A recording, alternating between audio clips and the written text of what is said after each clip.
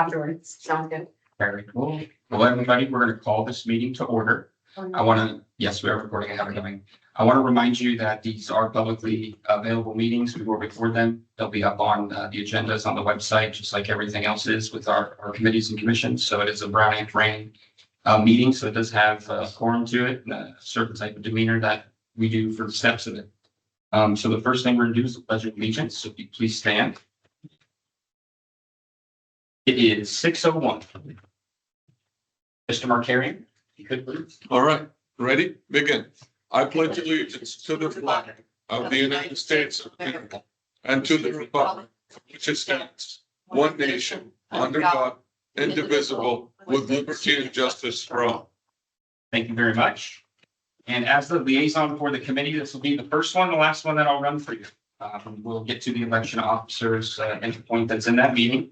But first, we're going to start with a roll call for everybody. So the clerk's office could do that. That'd be wonderful. Committee members, Kathy Bode, Michael Gardner, Here. Christopher Markarian, Here. Jackie Overstreet, here, Alex Patel, Here. Michelle Riggs, here, Stephanie Shores Jacoby, here, Donna Snodgrass, here. Absent from tonight's meeting is Kathy Bode. Fantastic. Thank you. Are there any public comments? I don't see him. Edward's joining us. He's in our Economic Development Division /Finance as well too. And now I'm going to turn it over to the city clerk, who's going to give the oath of office there. Okay, if I can have all the committee members stand, please. You can face me and raise your right hand and repeat after me. I, please state your name. I, Chris. Do solemnly swear. Do solemnly swear. That I will support and defend. That I will support and defend. The Constitution of the United States. The Constitution of the United States. And the Constitution of the State of California. And the Constitution of the State of California. Against all enemies. Against all enemies. Foreign and domestic. Foreign and domestic. That I will bear true faith. And I will bear true faith. And allegiance. And allegiance. To the Constitution of the United States. To the Constitution of the United States. And the Constitution of the State of California. And the Constitution of the State of California. That I take this obligation freely. That I take this obligation freely. Without any mental reservation. Without any mental reservation. Or purpose of evasion. Or purpose of evasion. That I will well and faithfully. That I will well and faithfully. Discharge the duties. Discharge the duties. Upon which I'm about to enter. Upon which I'm about to enter. Congratulations, you're officially committee member. Woohoo! I think Chris needs to We repeat do it. have, Just woke up from a nap, so. I noticed when you stumbled over there. we do have certificates, oaths of office. Kim has them, and so she will circulate them afterwards. You guys can sign them, and then if anybody wants a copy, we're happy to provide. Thank you. Thank you. Awesome. So with that, we're going to get moving on the agenda here. Just before we start with the introduction to EDAC, which will have a presentation on it, we'll go over that. I wanted to just kind of go around the table, introduce ourselves. I want to let everybody know with this EDAC committee that was chosen and the way that city council made the parameters, the mandates of it. It was to get a little bit of professionalism from every type of industry that's out here. So when I toss it around to you, if you can tell me what your experiences to the group, that would help tremendously. I know there's a lot of people in here we've had working professional relationships with, and you guys are on all sorts of different things. So thank you for taking your time to do this. I really do appreciate it. So if you would like to start, Mr. Patel. I'm a developer. I own a gas station in the state we built. Name some of your gas stations. I own the Freedom gas station up there, the development on Oak Lane, Dollar Lane again by the Boulevard. And then a few of my family also owns within town. Very good. And yucaipa guy too, all the way through Yeah. 2 generations. All right. So, and Jacqueline, if you like to. I'm Jackie Overstreet. I'm a real estate agent, and I'm also on the Agent Leadership Council at my office. So I work closely with the top producers. We talk about issues that we're having, within our field. So that's what we're here for you guys. Good. My name is Mike Gardner. Been a resident of Yucaipa for about 1.5 years now. Moved here from Los Angeles, city of Los Angeles, San Fernando Valley. Recently retired, been retired just a little over 2 months now, full time, and 43, almost 44 years of corporate commercial finance experience with both private lenders and banks. Most recent bank I was with when I retired, the last gig was with a Korean American bank in Koreatown, Bank of Hope, which is not Albion. See that? But I was up on their corporate side, corporate lending. Lots of zeros. Yeah, it's zeros. Same thing, just words with that. Numbers are numbers, ratios are ratios. It's fun. Who's done it? Thomas Snodgrass. I'm a micro business owner in Yucaipa. I own a 800 vine vineyard. And we've had 2 harvests this year. I'm also the vice president of the Yucaipa Valley Wine Alliance, where we've been invited to representing the Wine Alliance and the American Viticultural Area that was just recently registered for Yucaipa Valley in April of this year. So we're on the national registry now, and I've represented the Wine Alliance to, we're at the Riverside University, Redlands University calls for help occasionally. And we just learned that we're shipping I don't make wine. I grow the grapes and sell them to the winemakers. And the Herman York Winery, who is heavily invested in the Yucaipa Valley wine industry, and they're buying all of the grapes that they can find here in Yucaipa. They've now got a distributor in the state of New York. So Yucaipa Valley wine is being sold in the state of New York now. That's awesome. Yeah, and with that designation, tell them, because they buy them from you now on the bottle, they have to put Yucaipa, right? To get an AVA designation, in order to say Yucaipa Valley on the label, we had to be a registered American viticultural area. And it took, because of COVID, it took like almost 6 years to get that from start to finish. It has to go to the federal government. They do all their red tape and stuff, and then COVID interfered. So what should have only taken 36 months ended up taking almost 6 Yeah, years. there's only a couple hundred of those designations, so that was. Nationwide. Yeah. Yeah. And we're the newest one in California. I might have to take that back because I think another one got registered last week, but I'll have to check on that. But the Yucaipa Valley AVA encompasses 30,000 acres. All of the city of Yucaipa is inside the AVA. Parts of Oak Glen, Cherry Valley, all of Calamasa, down San Timoteo. You're catching, Chris. And then the east side of Redlands, and then up across the county line, like you know where North Cork is, across the county line, all the way across the foothills and down west. So there's 30,000 acres within the Yucaipa Valley AVA. It's amazing. So you can go grapes and they can buy them from you. Mr. Chris? It's amazing. It's a lot of work. It is. I make it sound easy. I'm Chris Marcalia. I've been in Yucaipa for 13 years and been very involved, little involved. I'm a personal injury attorney. My office is right down the street by Chick-fil-A. I pride myself in flying the tallest American flag in town. Prior military, I've served on the planning commission here. I've served on EDAC in the past. I'm involved with CERT. I started CERT in Yucaipa. I'm involved at the Rotary Club. We're fellow Rotarians here. I'm a foundation board member at Crafton. I'm here to serve as much as I can. So I'm pretty involved, and 5 kids all over town at the high school at Crafton. My family's here from all over the world that I keep moving to Yucaipa. I love this town, and I'll do anything I can to help.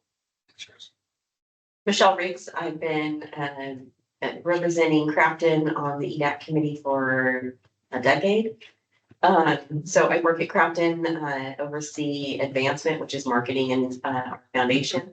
And I'm just excited to see this started again and looking forward to engaging all of these. Thank you. I'm Stephanie Shostakovich. I'm the VP of our chamber. This is actually my first time on a committee like this, so I'm excited. I own Roundabout Sweets and Treats and Monstro Sub Shop. So I stay busy. We're looking to open another location, fingers crossed, in Beaumont. So yeah, it's me. So just I'm a joiner, but not quite like Chris yet. And that's about the Chamber of Commerce too. Yeah. So she's. Yeah, we stay busy. Everything. We've So been growing that really. It's going like we. She's done a great job revamping our. that's, be the first one who wins that slot, Kevin. Oh, yeah. Yes. Miss Kim, do you mind if I embarrass you? Can you introduce yourself? No worries. I've been a resident of the city for a few years now. I've been working for the city for about 13 years now. I'm the deputy city clerk, and for the purposes of this committee, I'll be a recording secretary. Happy to be here, join you guys, learn a little something. Happy. She's awesome. And we're very lucky to have her at the city. She's amazing. Saying that. I'm Anna Salcida. I have been here for 2.5 years now with the city of Yucaipa. I do not live in the city of Yucaipa. I live in Montana. Nobody's perfect, Anna. I've been working in local government for about 19 years now, so I do have some experience with some surrounding cities. But I'm the Director of General Services and City Clerk here, and I oversee our solid waste contract, some of our franchise agreements, city clerk services, work with the city council very closely, and I'm happy to be here. So, Mr. Edwards, let me introduce yourself as we go do so much. Well, I'm happy to be happily employed by the city. The only intern in the city, so I wear that as a badge of honor too. But least of all, I'm happy to serve all of y'all in any way I can and be supportive of our Chamber of Commerce and just bring more businesses to Yucaipa. So And your hometown, you sit on that EDAC committee. yes, I'm also advising on Beaumont's Economic Development Committee too. So we hope you'll come to Beaumont too. I'm privileged to provide insight, and I hope that the city keeps growing as well. So yeah. Thank you, Mr. Edward. So to me, and I'm going to use the presentation to do that because you're going to get to know everything about what we do. So if we turn our attention to the screen here, we're going to start the presentation. And I tried to make this brief. I will be as brief as possible. Probably as much as I'll ever talk during these. So I look forward to getting through it. What we're going to go over is the first thing is how economic development is defined and planned for in the city of Yucaipa. And you do have a copy of this presentation in front of you as well. These are all handouts to take home. We are going to go over on screen, but feel free to reference and take notes if you'd like to. Questions will come at the very end to keep me on track. It's usually a good idea when I'm the one up here speaking, I promise you. So how it's planned for, defined in Yucaipa. Then secondly, we're going to go into how our division functions. Like what do I actually do? Who helps me out and how does that work? Then, of course, it'll piggy back into EDAC's role and how does that fit into the economic development of the city of Yucaipa. And then I have a page of frequently asked questions we'll go over. Some of those will probably naturally come into your head as I go through this presentation. So I'll be answering them quickly with that. And then, of course, as I mentioned, any questions you had at the end, let's talk about it. Then our final slide, with this being a committee, there is a communication structure and the Brown Act, obviously, too. So we'll go over that communication structure, the resources that are available to you, and then also to our community as a whole when it comes to understanding economic development in our town. And then, of course, at that time, I will take questions from the members. So without further ado, I'm not patronizing you, showing you an image and a short definition. It promise you it'll get a little bit better after this, but I want to really set the understanding of economic development, how it's looked at in the city. In short, it focuses on creating strong local economy that enhances the quality of life, expands job access, and strengthens the city's fiscal stability. Now, that chart that's in front of you is something that I can see it in my sleep now, because as complex as economic development can be, this is the truest form of what seeing it on this map. So you have economic development division on the left, and they are connecting and finding resources for the community, overcoming barriers such as permit processing, helping out with the county, communicating with utilities, all sorts of things can fall under that. And then, of course, a strategic mindset. The more jobs we get in town, the business, more sales tax producing businesses, not every single business is a beneficial business to the quality of life of our town. There's certain businesses that would bring more effort for coming or more benefit to the community if they came into town. So being strategic on what goes where, we'll take you into that. Now, if I do our job correctly, the business has success. It opens up. All of a sudden, it's servicing our community. That means it's paying sales tax. It's paying property tax. It has employees, people that live in town. Those people are making money in town, spending in town. Now we're looking at GDP. And then, of course, the social fabric. The small business community is really a backbone of every single community, because it's those businesses that are sharing social pages, that are really employing the kids from the high school, that have a strong connection with the town, helping out with sponsoring little leagues, things like that. They really bring the social fabric. If you took all the small businesses out of town, it wouldn't even feel like Yucaipa. You take the big businesses out of town, it still feels like Yucaipa. That's the way I always like to say it. Then, of course, by them putting their hard work and effort into the community, with the blue, then it goes into the community. So when we collect our sales tax, our property tax, the kids going to schools, getting the money for the school districts, so they can have as much students improve and such. The money, what does it go to? It's very simple. It's infrastructure, parks, public safety, housing, quality of life. And then, of course, it pays me as a public employee. It goes into my bank account. I show up to work and then the cycle starts again.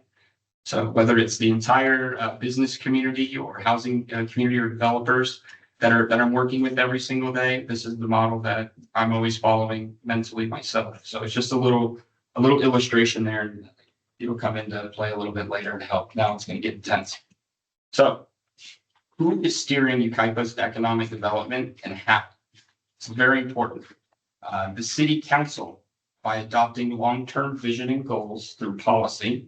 Implementation begins with the community development department, and then it translates those policies into departmental goals and actionable strategies.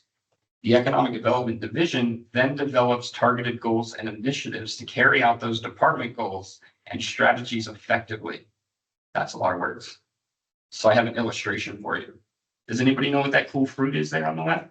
It's like an onion. It's an onion. And it's the first thing that came to mind when it comes to government is I've done almost 4 years on September 9th now. It takes a couple of years for you to wrap your head on the layers of government and how they actually communicate and talk to each other.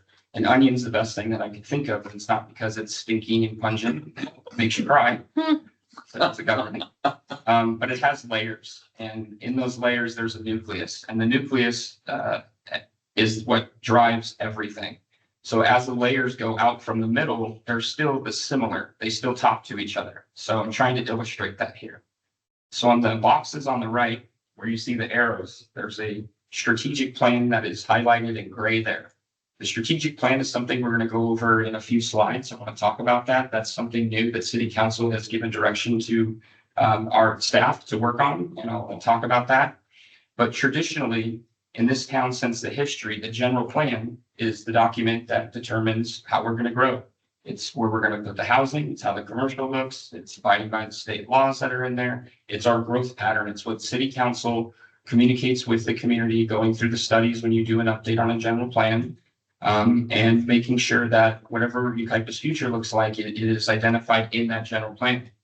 And then every single year, we go for a budget for City Council. So the budget determines the discretionary and discretionary spending for the government. The general plan, if you read it, has some facts and figures, financials in it, but it doesn't tell you how to spend the money, when to spend the money. And that's what the difference is between our yearly budget and our general plan. The strategic plan, which I will talk about after this slide, or 2 slides, is like a combination of taking the general plan and taking our yearly budget, and it's really a long-term fiscal document. So it will identify the general plan and how will we achieve that, and financially, how will we get there? It's a document we haven't had in our town. Lots of cities do it, especially around this size is where it starts getting a little necessary as council has identified. All it does for us is makes us prepare for one more document. And then as we move in the future, this thing would impact everything that we do, such as the general plan does now. So where it says strategic plan on the right box, it says it defines the city's long-term vision and priorities. Priorities is how we're going to spend money. The general plan establishes the citywide policies and goals for growth and development.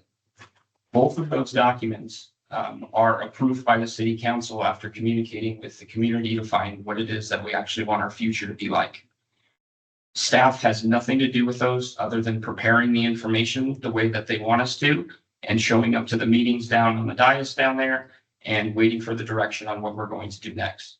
Once the general plan is finally approved, or our budget every year is finally approved, that's the policy. So they give it to the city manager. Here's your new policy, the new law, the new what you're going to do. And then it's the city manager's responsibility at that point to take staff and execute that plan for the departments. So in the general plan, there is a section in it, section 5, and it is economic development. It's been there since we've had a general plan. It's our guiding document. When that got approved, the general plan economic development section went to the community development department. That's the department that I'm under. The community development department includes building and safety contracts, a fire contract for like the inspections and things, not firefighting. And you also have planning in there, economic development, engineering, public works. So community development is basically the biggest group that we have, and all those divisions are underneath community development. So community development at the top, they'll translate the policies, the plan that was given to them, and they will come up with department goals. Then those department goals will also have strategies with them. Then they meet with these division, in my case, the economic development division. So the general plan has the identified council goals. Then the community development director sits down with our division and says, this is the way I want you to execute that. And then we come up with the strategies and the direction to facilitate and make those goals happen for the department. And if everything plays the right way, that's how it's executed from the top down with city council. And this one. Now, the general plan, I want to go over that just very briefly here. It is a document that is required by the state of California. It's our long-term blueprint that guides how the city grows, develops, and preserves its unique character. It sets the policies for land use, housing, transportation, infrastructure, and it's a more thoughtful, coordinated, sustainable way for growth. So the general plan also has many plans inside of it. It has layers and onions, right? So in the gray box in the bottom, you also have the housing element. You have our yearly budget. You have specific plans, the development code, municipal code, building code. All of those are identified in the general plan. So the general plan is the over-encompassing document. Then you have those plans inside of the general plan. Pretty crazy, huh? It's all a bunch of layers. So in section 5 of the general plan, it's the economic development section.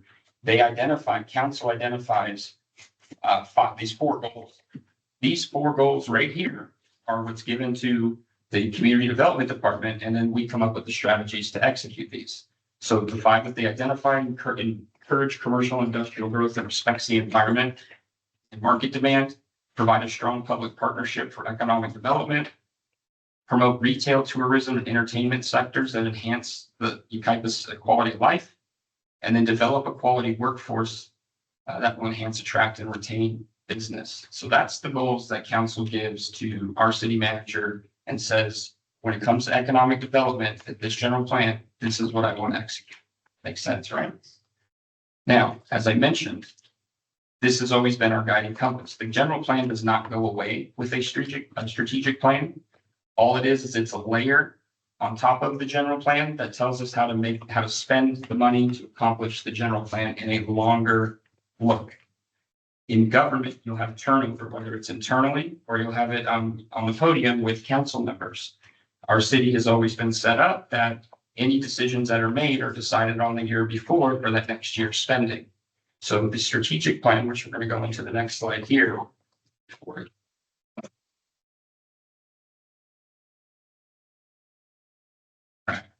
So it's kind of weird timing that I'm hitting on this so hard, but there's a reason for it, because this is going to come down our pipeline into our committee. So I want to make sure you understand what a strategic plan is versus a general plan that we have. So we'll still have our general plan. That's our document that guides the development of it. The strategic plan is going to be the long-term financial statement that complements the general plan.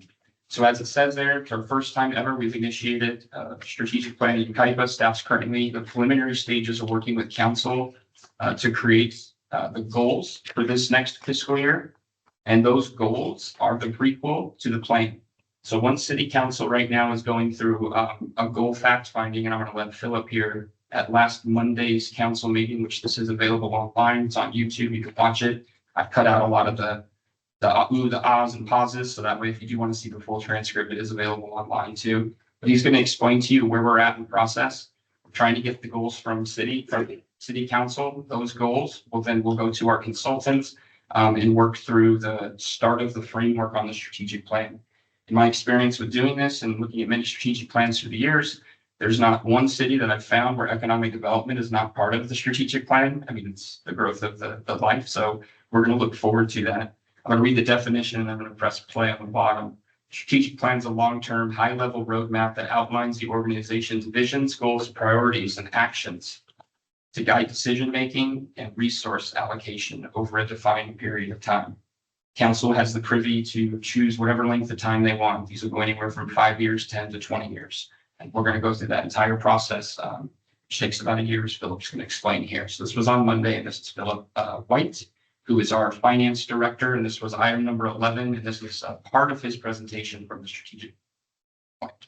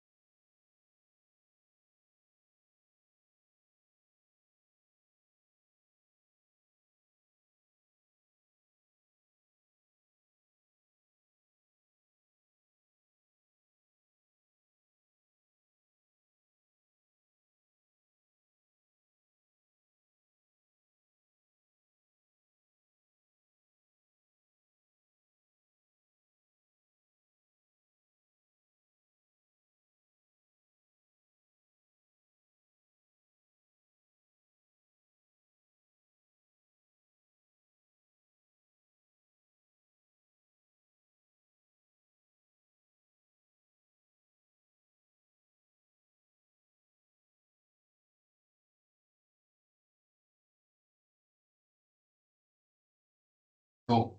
So a couple of things you said there. The strategic plan, we have to get it done within a short period of time because as he mentioned, this is every single year for us. Some cities or other governments will do a 2-year budget. I know the schools do a 2-year budget. I know the college does. I know the school district has to, but ours is every year. So like, we just got the budget approved a couple of weeks ago for this year that starts in a couple of days.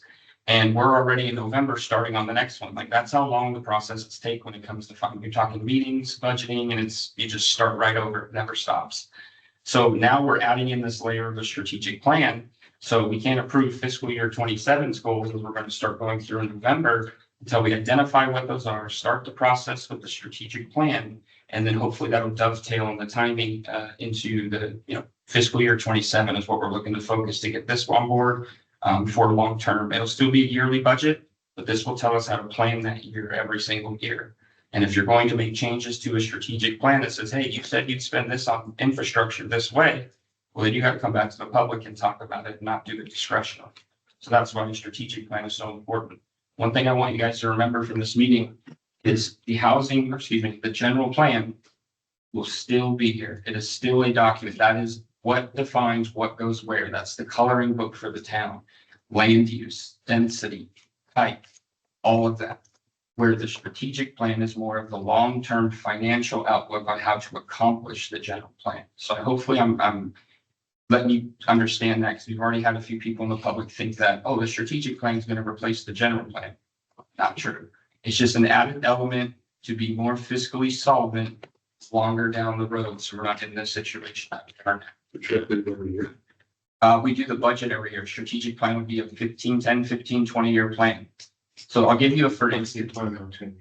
I'll give you a for instance. So it's not necessarily like dollar for dollar. It's saying that if this is just a generalization, nothing here for you. But say city council focused on certain CIP projects, and there's something inside the strategic plan that says you can't start another project like that until you finish stuff. Or we don't have something like that now. Discretionally, the staff can say we're going to start that project too. We have the funding for it. I mean, that's just one example, but you can use it on basically anything. It's to help with the turnover that happens in there and then also in there, so that staff has clear direction for a longer period of time on what they need to focus on. So it's simply a document that will help us guide to make long-term financial decisions. Those are the 5 points he's working. Correct. So Have those 5 points. So yeah, really, it'll have more. So traditionally, we've done goals for the last 3 years every year. And council will approve those goals, and that's what we focus on for the calendar year, publishing those. That's what you saw on there, that were those 5 things. So that the new goals they're coming up with right now, because these goals are going to run out at the end of this week or beginning of next week, are going to help determine the framework for the strategic plans. So what does our city council now want to focus on? Their goals? We'll have our goals, and then our consultants and our finance department, that'll be the machine that helps draft up what potentially council looks at. I'll give you an idea. In a strategic plan, you'll have economic development, transportation, parks, building and safety, emergency services, and they're just like each their own category. And then the strategic plan will say, in the next 20 years, help with this, focus on the build more. If you get X amount of people, you can build another station. Like, it really lines out. It's way more detailed and complex than that. I just try not to get into the weeds with it, but it really helps with long-term spending. It helps. That's really what it is, just to get the spending in line to help make the general plan happen. The general plan will always be around. That's our state document. We have to submit. So I know the strategic plan is the first time ever. For us, yes. What was it before? Was there a document, General That- plan. just the general? So you have the general plan, which is a longer term that tells us how to put everything and where it goes. Then every year, we would have an approved budget every year. So our general plan, and then each year we'd approve the budget. And in that budget, it would tell you how to spend the money for that 12 months. So now we have our general plan, you have our strategic plan, and then you still have your yearly budget.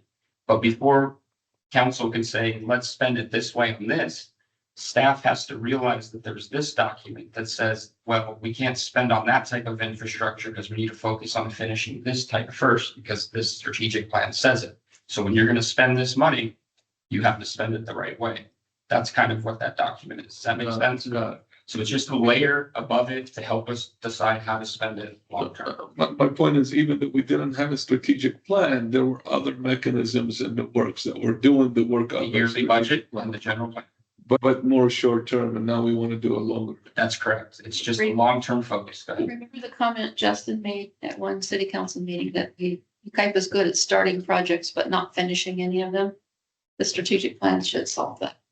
And many other things. That's just, engineering is one thing, parks is another, entertainment's another, 5 Winds went away, right? Well, if it was in a strategic plan, then it will be there for 10 years because it says fund it this way. Well, they can't take it down. It's already says in that planner, you gotta tell the community. Nice. So it's another way to just worry about long-term spending. The general plan stays, that is still our document that guides us, which is nice.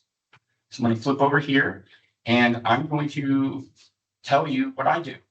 in our division. So I know it's a big mystery in town sometimes. People are always like, what the heck does Ryan even actually do?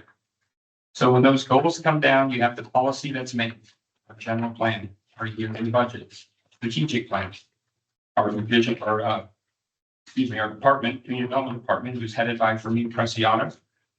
He meets with me and then we talk about the goals that he set and how I'm going to accomplish those and what I'll do to execute it.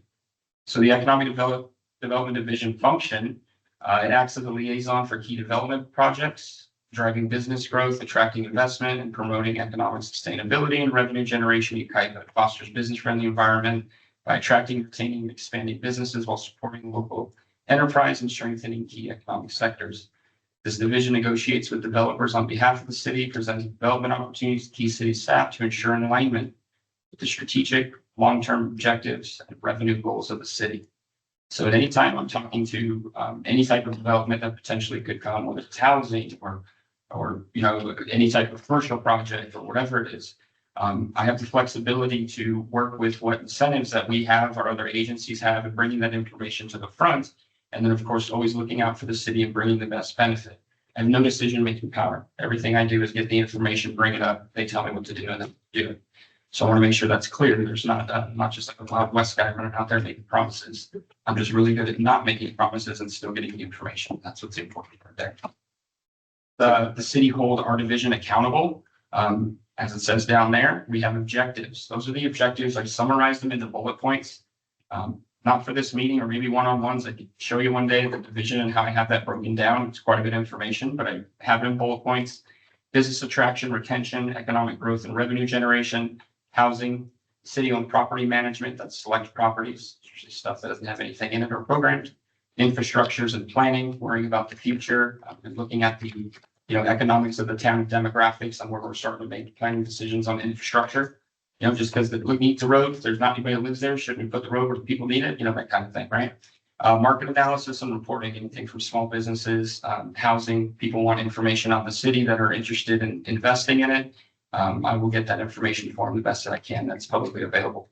Then project facilitation and permitting assistance. I spent a good period of time doing that. It's very stressful to open up a restaurant and deal with the county and getting the health department and the dealing with the city and getting their permits and going back and forth. And I provide a lot of comfort that way. And never do I put anything in front of anything. If anything, I just try to keep the drama away, let our people keep working and help our people any way that we can. And try to be a firefighter without getting the pay of one, right?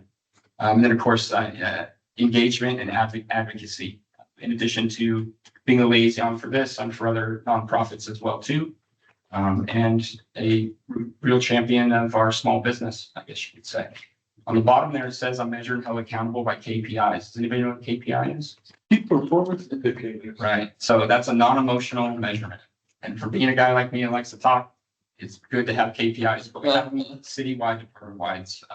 And that's a mathematical measurement. I have one for each of those. So, like the housing will break into how many new units, how many rentals, what's the average rental price. So I really break down that if we had an impact in our division through a calendar year, I can show that mathematically, statistically. Not that we had anything to think, we are the ones that did it all.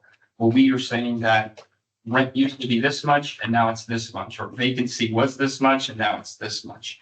So you start to see the trends and the flows of things. That's really what economics is about, especially in local government, is paying attention to the trends that are going on, putting people in front of the right people, and really just assisting and helping out. So that is kind of what my day-to-day is and what I'm able to do with the city. I report to Fermin Preciado, which I'm going to go into. This KPI report, is that what you generate in the economic development newsletter that you send out, or how is that? No, my KPIs, that's like an internal document that measures my goals for our division that I turn in for with my yearly evaluation. Oh, I see. It's not a public thing. I have no problem showing our goals are to accomplish. So if anything, it puts fire in it. Hmm. So it's good. I'd be happy to do that. And now that's kind of a rundown of our economic development. The city council creates the policy, and then the executives break down that policy into formal goals. And then I create strategies with our departments to accomplish those goals. Now, how does EDAC participate? Now, EDAC, as it says here, I know that's kind of a bit of a long mandate that you see there in the scope of the committee.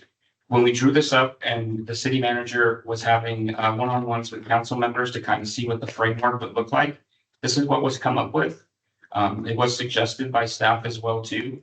And it's really all encompassing. I wanted to make sure they did as well, that we weren't like pigeonholing the committee to just focus on certain things. We want to give you the flexibility to have imagination and be creative, but still keep the train on the tracks, if you will. So that way we can try to bring ideas and solve a bunch of problems. Now, one thing I will tell you that is coming down is that strategic plan. As I mentioned, with the economic development being one of the categories, what does that look like? Council gets a drafted strategic plan, an idea of what they want. Then there's certain committees that will look at that strategic plan and we'll go through it together. And it'll be in an open meeting and we'll put our inputs from what we do, what we see. And then we report that up to council. And it goes right to the council, and it's either the Economic Development Committee, supports it or doesn't, or hears their remarks or quotes on it. It's very, very key for electeds to have committees. It's very hard to, I would assume, to make the right decision in the face of people screaming at you and you're not sure if it's the right or the wrong thing, no matter how you feel. And it's a lot better when you're in a situation that you've ran information through people that you trust, committees of professionals, to find out that if that information is really palatable by the community too. So I really see a huge benefit in our committees and helping support our council, whether it's good or bad. We just need to get a voice going on this committee and plug it in to help out in whatever way that they're telling us to. So I want to read them really quickly to kind of just go over it. So the top ones are your mandate. That's your compass. Okay. So that's what our direction. We're going to generate new ideas and projects with input from the general public that will stimulate economic growth, to review and filter ideas for potential projects and initiatives that would stimulate economic growth, to assist in the development of strategic and other economic research opportunities, and then of course to report on matters referred to by the city council. So for instance, what does that mean? We're in a council meeting and then somebody says, you know what, our economic development committee should look at that. They should look at whatever it is that we're talking about, and let's get them to do that. That's all they have to say, and now it's on the agenda for our next meeting, right? Or they can actually give us a mission, like it will come across with a strategic plan that these are the committees that we want to look at, that are sections of the plan, and report back to us, and then that would come up. So I've gotten comments from our city council members through our city manager that they really want us to work on bringing financials and discovery and things like that. When it comes to our events that we do, it could be a little bit of everything. There's nothing directly that they've told us. I just have heard conversations and they can see that they have ideas on getting better information out there, understanding how the economics of the town works, why do they live here, and who you spend and what money, right? So then the scope of the committee is basically the mechanism, that's the actions you can take to accomplish those 4 things that are above it. Develop tourism opportunities and growth. That yucaipa is a desired place to live and do business, support the growth of a variety of industries, encourage sustainable business environment, work with the city to ensure an open for business culture, review or participate in the development of policies, programs, or initiatives related to economic development.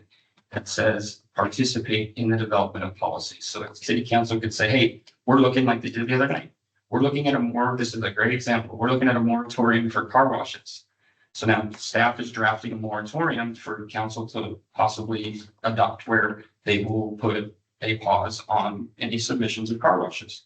If that document, when it goes up, if the council approves it, a moratorium, it's not a mandate. Well, it is a mandate in a way, but it's a period of time. It'll have a shelf life, 30, 60, 90 days. And by that time, staff has to work on everything else, saying, we want to car washes, for instance. Do you want them in a certain spot? Do you have to have a certain place? Do you want to not have them at all? Does it have to be with the gas station? So we're going to draft up, if there's a moratorium during that time period, staff has to put together the information of what council wants once they go to the community to talk about it. And then if they say yes to that, then we've given all the mechanisms, which is basically going through every level of the onion and making sure that every level talks to each other, because there would be a change when there's a change in the nucleus, the general plan, we're going to do car washes no more, and everything else needs to be changed. Development code, housing element, you name it, the municipal code. So that's what staff does, is that when they make a change, holy crap, we got to go through the onion. And it's never just one document. Everything talks to everything. That's why I like the onion. It's a great example. is because it's one of the same things. And if you change one thing, you have to change everything. And if you don't get it right, then you're open for litigation. You have us here to do the right thing, and that's why we have attorneys to double check our work. Hey, don't look at me. So yes. And then I'll keep going down. Review and participate in the development policy conventions. Support economic development opportunities to encourage sustainability, prosperity within the community. Actively assist city in fostering and promoting a positive community, healthy businesses, environment, assisting prospective businesses. Undertake other assignments that may be assigned by council as well for the overall purpose of the committee. So it could be anything. I mean, if we're talking about, hey, economic development should look at helping with this that we have in town, or why don't we create a small business program, or look into what other cities have for small businesses programs? What kind of assistance can we give? You know, we don't have any budget. We hardly ever do in this town the last couple of years, which is an okay thing, because now we can really do some cognitive thinking and build some great relationships with people. That's amazing. So we're in a spot now where we can bring ideas and they're listened to. Meaning if you have another city that has a certain type of program that they do for the businesses, or they have a certain way that they attract the big housing developers, we could always take that information as a committee, and then I go to council in an open session and I explain and I do the talking up on the dais with this is what we've done at the Economic Development Committee. We wanted to look into this. What is your direction? Do you think we should keep moving forward? I mean, that's how we communicate, is they either give us something or we're serving them up something to look at. Hey, you should consider this program. We've done all the research on EDAC and this is how we feel about it. So it's a creative way to start at the nucleus, the top, which is jobs, businesses, quality of life, industries. So it works out very well with that. We go to this one. Frequently asked questions. And we're almost done, folks. This is the good one. So question one is, does EDAC have decision-making power? The answer is no. EDAC serves an advisory role and makes recommendations to the city council. Policy decisions citywide are made by the city council. It's like one of the biggest myths out there that we're in here making our own stuff up. We don't. Number two, EDAC receives confidential information or information prior to public release. The answer is no. Certain city employees are bound by confidentiality. Disclosing that confidence basically puts you on grounds for dismissal, and it could result in legal consequences. There's very few people that are in that realm of it. I fortunately have that position with being the small business guy, I guess you could say, helping out. And I keep that tight because it's supposed to be, and that's how it is.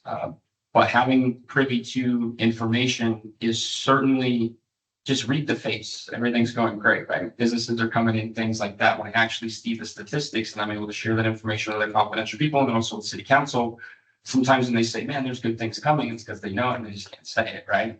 So that's an okay thing. The third one, can the city council assign specific requests? Yes, we've already gotten over that. I assume the first request from them will be something to look into the strategic plan. Number five is involved in the plan. Yes. And then what types of topics do we discuss?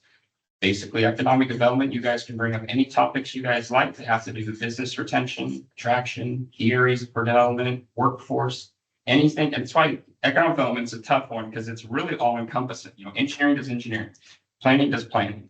We're cross-functional across all the divisions and departments inside of the city. We're one of the only ones that do that besides IT. And the clerks, of course, office. And it's good and it's bad because being all encompassing, you butt into a lot of stuff. You know, I'm working with engineers and planners, and they sometimes don't see things the same and whatnot. That's part of the continuity and working through any daily troubles that come in. So having that cross department, it's tricky, but it's very detailed. So I know I say that because I'm worried that looking at the scope of everything, it's like, this is so vague and like, too many things to focus on. Give us this, or this. Well, your responsibility in this committee is to come up with those things. I wanted to just give you framework that the council did as well, so that you have the opportunity here to work on the economic development in our town. It's more jobs, better places, vacant lots become actual buildings, houses get sold, things get remodeled. I mean, every single thing matters. GDP matters. How much money do they make in our town, spend in our town, divided by the population? What is having a warehouse in town? What does that look like? You know, we could go through those types of things and get all the studies, bring it up. All of that's important, and it really, really is. And the information that we're going to go over and come up with this in this committee, I'm the one that's going to drive the getting the facts in front of you. So let's talk about communication. So to ensure compliance with the Brown Act, all of our discussions or decisions, recommendations by this body will be a publicly noticed meeting, just like you're in right now. It's being recorded. We'll go ahead and we'll put it up online as well too. We'll always post what the topics are. We could have community members come in here and sit right now. We go do public comment just like they do. They can pull the information and have us sit with us. We have had that happen. And that's when, we're working on some really good stuff. When people start showing up, they care about it, right? So must be doing something right, which is great. So the members, let me go there. Committee members may not individually direct contact city staff now about economic development. You have a chain of command because you're sworn to be on this committee and work on the economic development in town. You have to follow this chain of command, just as we all do that are in here. How does that look like? So actually, the last sentence one, or the underlined one, all matters requiring action or communication must follow the line. So EDAC members, you're not the bottom, you're just the start of something great.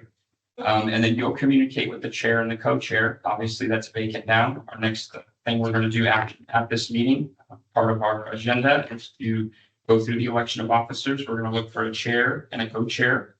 That chair and co-chair communicates with the members. The chair and co-chair then communicates with me. So if they have a question from the members, have an idea they want to come up with to bring it onto the agenda, right, for the next meeting, you guys, whoever the chair and co-chair is, has the ability to say, hey, Ryan, you call me, our two committee member, I think we should talk about this next meeting. Let's get it on the agenda. We get it onto the agenda and bring wherever research it is on whatever topic that it is. And then myself, I report back, as I mentioned, to Kareem Preciado. I didn't put all of his titles because we don't have enough ink in the computer. So I have him listed on there as the Director of Community Development. And then, of course, he reports to our city manager department, who is ran now by Jennifer Crawford, Miss Jen. And then city council. Obviously, they're the policymakers, and that's how the chain of command goes. So members of EDAC talk to the chair and co-chair, co-chair and chair call me and talk about the committee. And then you just tell me what you want. And that's what I do. So I won't be bringing topics every single time. This is stuff that this committee will generate. I'm basically the gopher. Over this, over that. Makes it nice. And questions. We're going to go. Resources. On our City of Yucaipa Economic Development webpage, I would take a look at that. We have put all the resources on there, whether it's housing, business related, research and development, demographics, links to public records requests. We have a map on there that shows all of our development projects. Like everything's on there. We're full transparency. So as soon as we get a complete submit on project, it's online, easy to access and easy to find. So I do encourage you to look at the economic development page. And then, of course, as you see things that are on there, you'll realize that you have conversations every week that, oh man, I got to let people know this page is here. They can really find some good stuff. And now if you're really crazy like me, and why the great taxpayers of this town pay me to do my job is to stay up to bid on those documents, because all of that affects economic development, just like there's layers. So the strategic plan, the general plan, the housing element, municipal code, the fiscal budget, the development code, the building code, specific plans, EIRs, housing law, the state legislature, and the federal EDA. All of those are things that I have to stay astute to because it impacts everything that we do. So I hope with the presentation I'm giving here, it's to realize that there are layers and they're all controlled by policy. And then once it keeps coming down, we're just creating goals to carry out what the top is asking for. And then that's the strategic plan is something coming down the pipeline, which is a document that will help us better understand how to spend money at a longer period of time versus permanent. So they just approved the budget Yes, for fiscal 26. July 1 through June 30, 26. Yep. And then you can have a strategic plan done by June 30, 26. Correct, or 27. It's a year. Is he have a draft yet? We do, but we're getting the frame. So great question. So we do have some framework. We're working with our consultants, and the consultant is the one in this because we're doing a hybrid, which council had asked for to save money. So a lot of the financial documents and the prepping and the staff work will be from the inside with Philip White.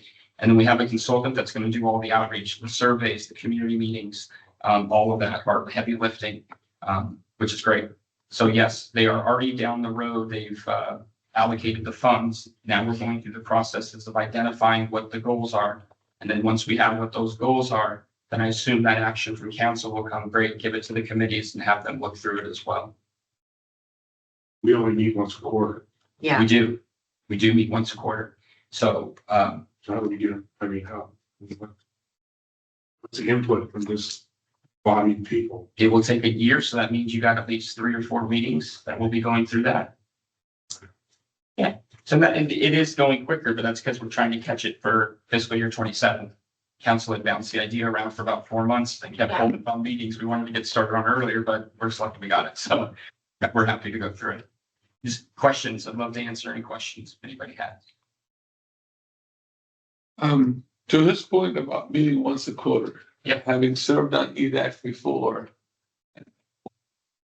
Contribute and help and serve and bring some meaningful insight to city council. I didn't feel that last time, so I'm hoping, I don't know if the meetings, and I'm not asking for more meetings, I'd love to help and serve in any way. But is it something that you see that's doable in the quarterly meeting?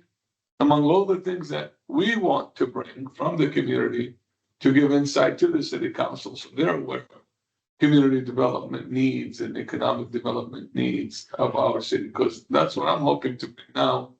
Having spent a few more years getting out of planning commission and EDAC, to bring back and be a valuable resource for our city through all the members here as well, that we can give them some insight on this is the communities, you know, you do a great job. I've seen you all over the chamber events. I think every EDAC member should be a chamber member or at least attend the chamber events.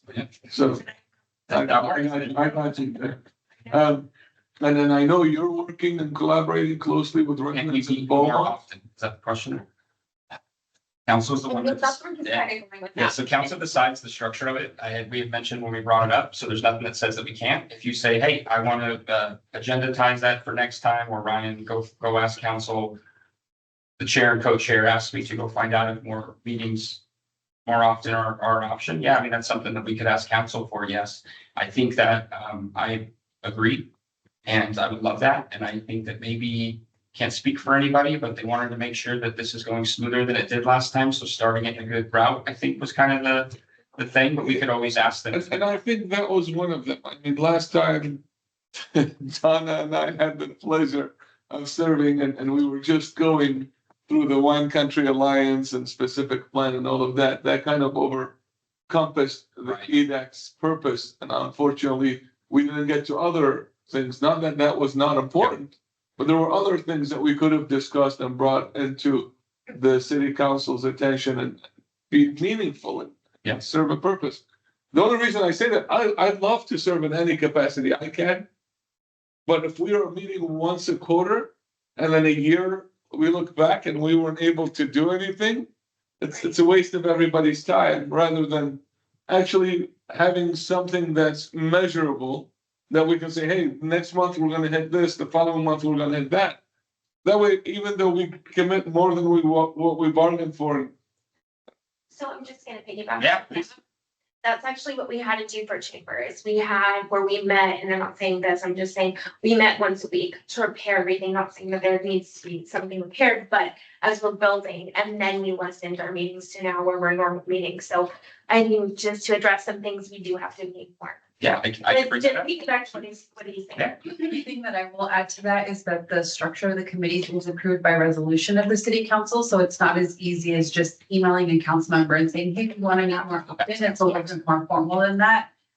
We currently have been attending all of the commission and committee meetings, asking for commission members to provide feedback on this current resolution, and there's a lot of feedback that has been given to us. There's a lot of changes that have been requested. Mayor Pro Tem Venable specifically is asking that committee terms be staggered. And so there's currently a lot of changes that are being worked on. There's talks about bringing this resolution back, not anytime soon. I would say it's probably closer to the end of the year. But if it's something that this committee is looking, it's more pressing for this committee, then I would say it's definitely something that we should probably discuss with our interim city manager first and see how we should go about getting that communicated to council, if that's a consensus of the committee, that you would like to meet more regularly. It's just an idea again, Yeah. because of, I don't know how Donna feels about it, but we've served on EDAC before. It was a lot of fun, very It was a educational. different one. Dawn wasn't on. You were on EDAC, we were on the Wine Country Wine Plan Committee together. Yeah. Oh, you weren't on EDAC? Oh, But we were on but EDAC, yeah, that's right. even then, we met every other month. Yeah, So, and it was a daunting task. There's a lot to. Other committees saying that we should change the resolution, so I'll just say, hey, here's my comment on our current structure. And I know you have other committees that are saying things with the resolution. If it's ever gonna have an opportunity to discuss, make sure you bring that up to us Okay. and then go from there. And then always too, you can show up to an open meeting, we can mention it as well too. There's a lot of things we can do. And I'm not trying to add on anybody's schedule. I know most of us are busy and this was a commitment for once a quarter. I want it to be a meaningful Yeah. time that we're spending together that we could help and give back. I That's the completely like purpose. that. That's what I'm looking for. Yeah, I'm just, Yeah. on Chris's comments, I mean, I'm just looking at the deck you just presented. A lot of heavy lift items in Exactly. there. Yeah. It's, And especially if we are out of touch during the 3-month break in the quarter from one meeting to another. That's why chair and co-chair will be important for communication, because while whatever the item is that is being discussed, there is a lot of research that will have to go into that. With economic development, it's not the easiest thing to grab real good information on something quickly. If you do usually, then you're probably grabbing it off ChatGPT or not doing the right research. But I do have those resources too. I'm not saying everything will be like that. But if you're like, hey, Ryan, we want to meet next month and give us everything on the freeway corridor economic wise, I need a little bit of time to put the rest of that together. Yeah. So that might too. So every month might be a killer. As far as having enough items to work on and then also to bring the quality of it to you.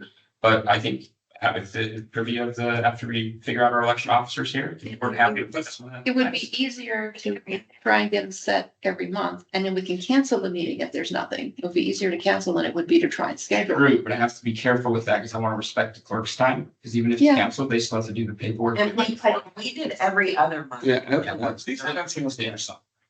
That was the previous structure of this committee. So I don't know why that changed.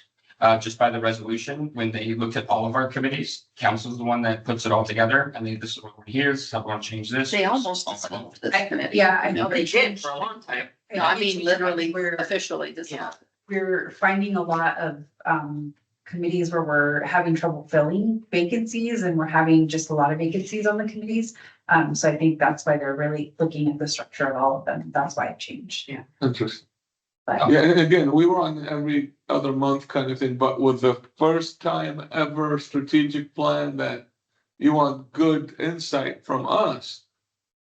I don't know if once every month will even cut it. I think a once a month will be most beneficial. But again, I don't want to start anything here on. No, not at all. That's I'm really speaking good. for me, Yeah. I'm looking at all the professionals in this room, and I'm hyper focused on one industry. So with everything else that we'll be touching, I'm gonna be, I need to be educated in order to be able to Mhm. discuss and help make a recommendation. That's right. And I can't do that meeting 4 times a year. That's true. With you guys, I'm gonna have to go to school at most of the meetings so I can hear, and you guys can teach me about your different industries. And maybe I can teach you something about mine, so I mean, you don't, that's just me. I need to learn as well as before I can make a recommendation. I don't want to just go, yeah, whatever. Yeah, Jackie, do you have any comment to the time? No, I agree with you. Yeah, I mean, I'd be okay with once a month. So, and I kind of had that thought as well. I'm like, 4 times a year and we missed our first one. So. Or we now, let's- So it's like, actually get through. But I knew this is my first time being on the committee, so I was just like, we'll see what happens. But Yeah, that's great. that makes sense to me. Should I feel the same way? Yes. Yeah, so that's good. She's not on any other things involved in this now, so she could do. I do a wholesale. My business is wholesale and it's very hyper focused. Mhm. So I don't know anything about real estate, just enough to get in trouble. But, if somebody wants to make a motion then for either monthly or every other month, if somebody wants I'll to make make a a motion. motion to meet once a month. There you go. Okay, so we have a motion and a second, and then all in favor? Any opposed? And that is how it works. And now we move it up to the next level and I'll take care of that and report back to you. So this is awesome. Now we're doing election officers. The good thing about having a council member, non-voting council member is if Councilmember Beaver would have been here, then that would have been something he could have taken back and he could have reported from the dais, my committee, would like this. But with him not being here, we can facilitate. And since it's something urgent for you guys or a little bit more pressing, we'll see if we can get that sooner than the resolution going. Can you go back to the slide, this one? Yes, okay. So I just want to circle back to this because I do want to clarify. Yes, Ryan is the EDAC staff liaison. However, Ms. Kim over here is the secretary for this committee. So I will ask that whoever ends up being the chair, the role of the chair is going to be to heavily communicate with the secretary and with the liaison. So I would just ask that when you're communicating with Ryan, if you could maybe just communicate with both at the same time. Can I ask okay, so it's chair and then there's also a co-chair? Or is it like a vice? It's a vice. Yes, I should have put co, I should have put vice. Okay, so it's chair and vice. chair. It's chair and vice chair. And so essentially the vice chair is filling in for the chair in the case that the chair is not there. So really it's the chair who is going to be the person. Let's say this committee has something that the committee really wants to report to the council and you want to be the ones.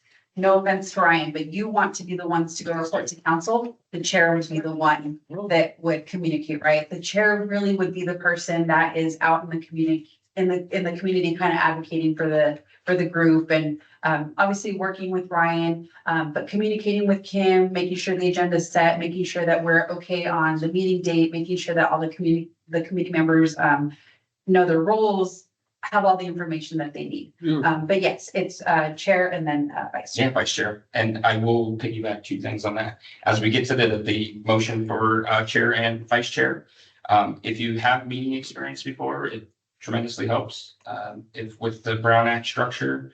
And the other thing I would mention is if you are the chair or the co-chair, vice chair, that you really focus on trying to keep us on what's here, because not only for time and everybody's dedication, but also too, because legally, that's what we're supposed to do with the Brown Act is stay on this.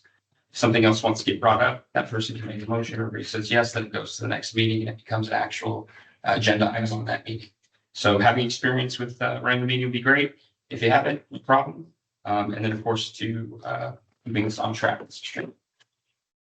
So when you guys are appointed, Kim did send out a copy of our handbook, which does include a copy of our resolution that has the rules and procedures for all of our commissions and committees, has a copy of the Brown Act, has a copy of Rosenberg's Rules of Orders, which is what we use to kind of govern all of our meetings.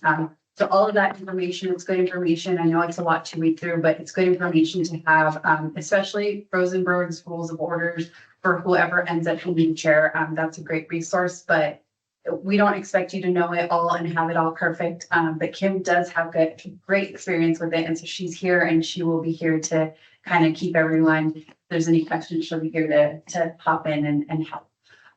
But so we'll jump right into the nominations of the chair and the vice chair, if that's okay with you guys. We will start with the nominations for the chair. So anybody can make a nomination for chair. It doesn't need to have a second. You can just take any nominations.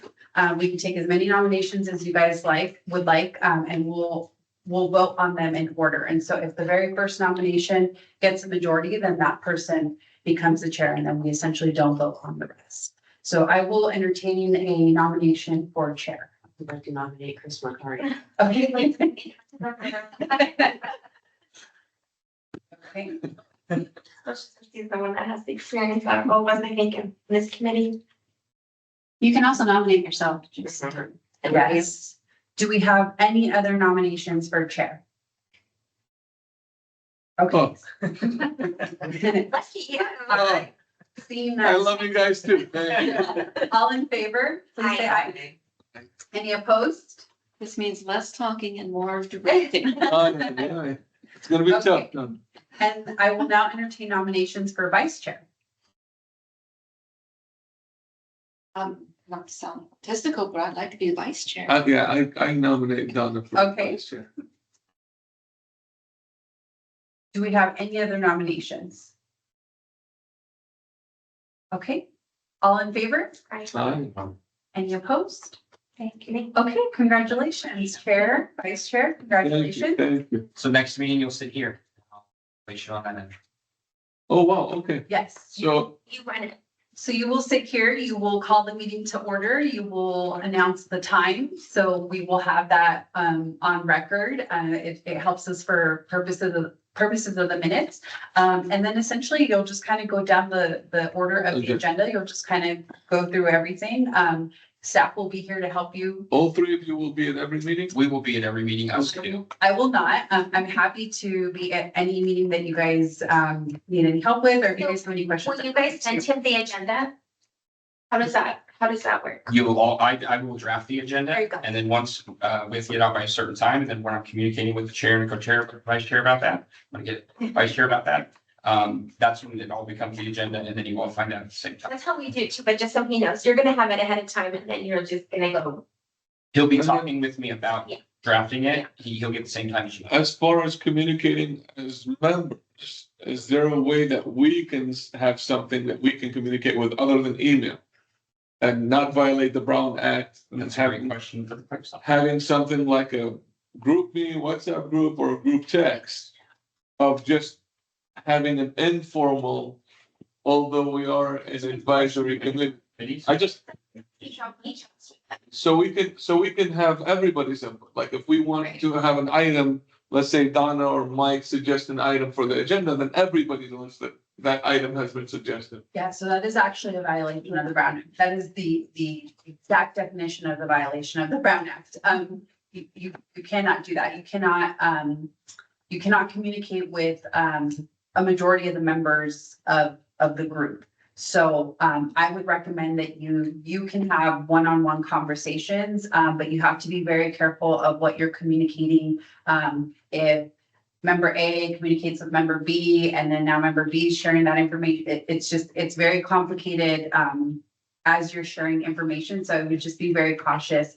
The best thing to do is to communicate openly here in the meetings, get it on the agenda. The purpose of having the agenda is we want to let the public know what it is that we're talking about, right? And we want to let them know so that way, if they feel inclined to come and participate and they want to give you their input on what it is that you will be discussing, then they can do so. They can come and they can share their thoughts with you. But let's just say you have a group meet and you're discussing something, and then a member of the public gets wind that you were having this discussion, and they're going to say, well, what if I wanted to be a part of that conversation?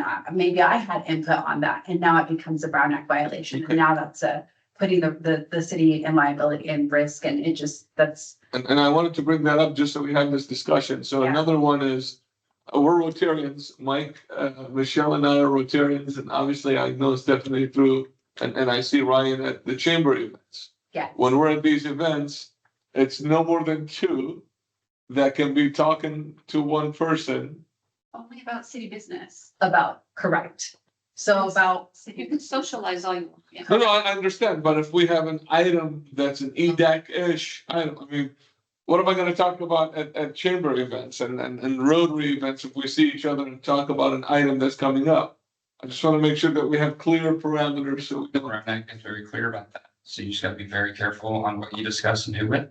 yeah, very, Two members can discuss, but no more than that at one Then we time. can't have Ryan in on our meeting, Okay, if we're at chamber. We can't have him like, hey, Ryan, come over, we can't. Well, I as a liaison, it would be if all three of you, There you go. Yeah. See? right. okay. So Ryan's okay then, there you go. but that's part of it too. It's because you don't want to tell somebody how somebody might feel on the committee because you've talked to them Up to and then three how they're votes. feeling and then the items. So that's why the whole Brown Act is there. It's to have open communication at this Not table below at this time. And then that's why the communication flows the way it does.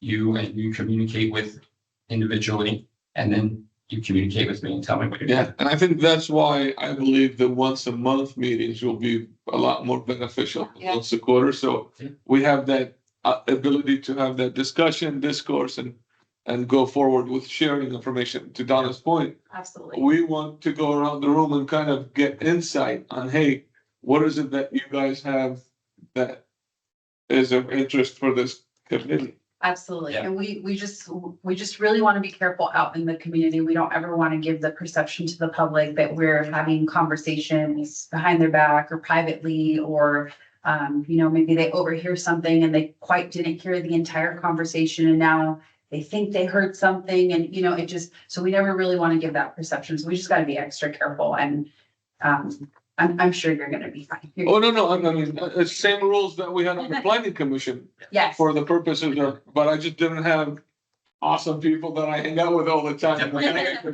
We just, Yes. so, Mr. Chair, with that, if you want to tell me to move on to the third item, I can get over that quickly and get. Let's go ahead and move on to the next item. If you have no more questions for me, I'm going to take off.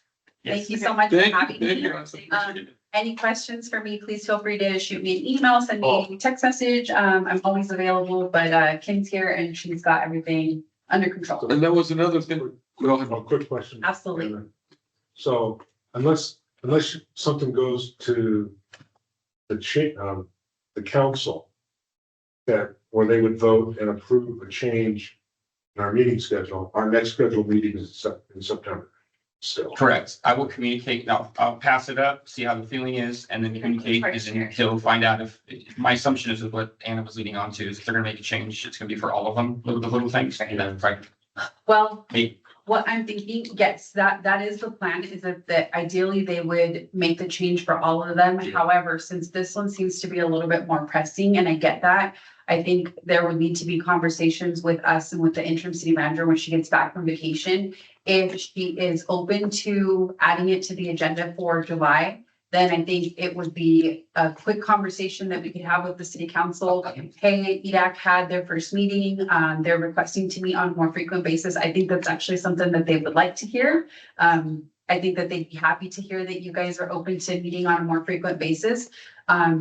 So I don't see it being a problem. It's just a matter of making sure that, we have to just look at the agenda and how many items we have and what's on there. And so as long as our interim city manager is okay with it, then I think we should be able to take an item back on July 28th and at least look at EDAC specifically. And then later on in the year, we can focus on the resolution where we'll incorporate all of the changes for all of the commissions and committees. So it'd be in the July 28th, that's what we council. That's the goal. That's definitely going to be the goal. And so we can, I will communicate to you on what I'm told after we. I think after we have the conversation with Jennifer, we can probably send out an email to the committee and just let you know, hey, this was the direction from the boss. And if it is going to go on the agenda, we can let you guys know if you would like to be present at the meeting and speak during public comment. I think that would be appropriate as well.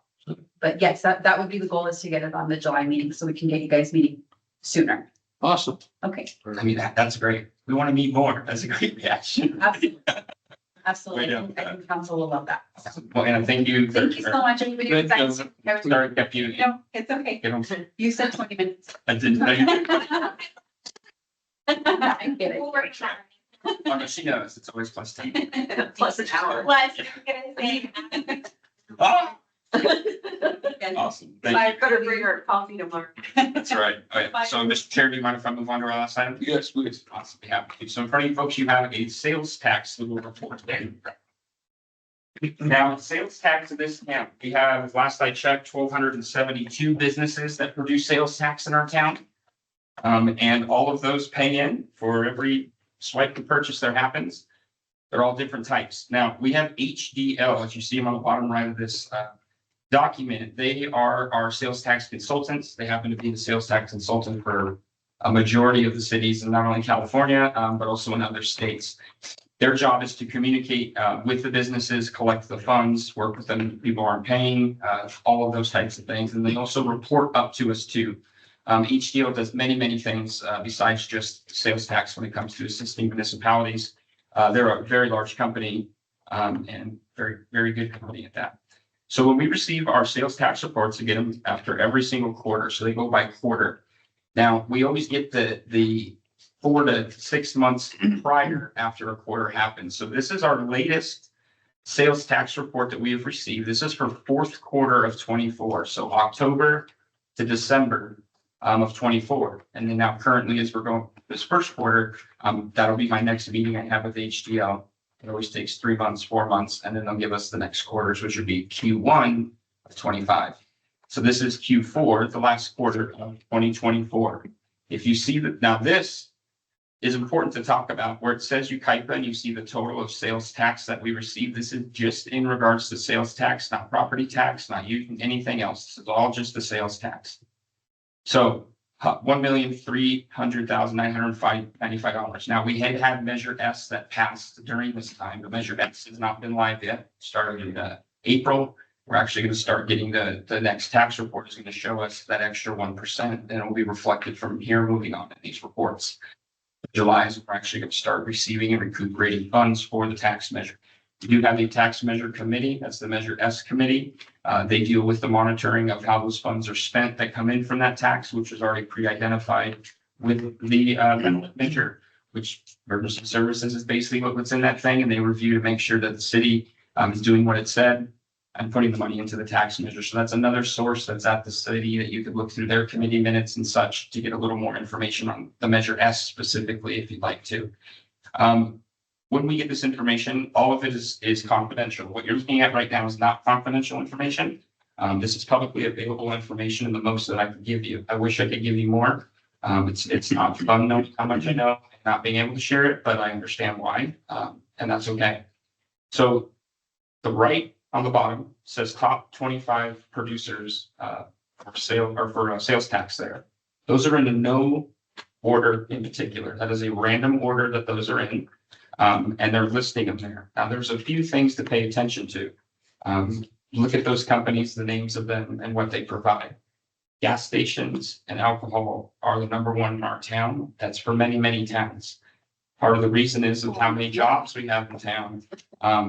We have quite a few jobs in town, and actually, because of Sorensen Engineering, the college school district, they're actually a higher paying jobs. We have hundreds of spots, right?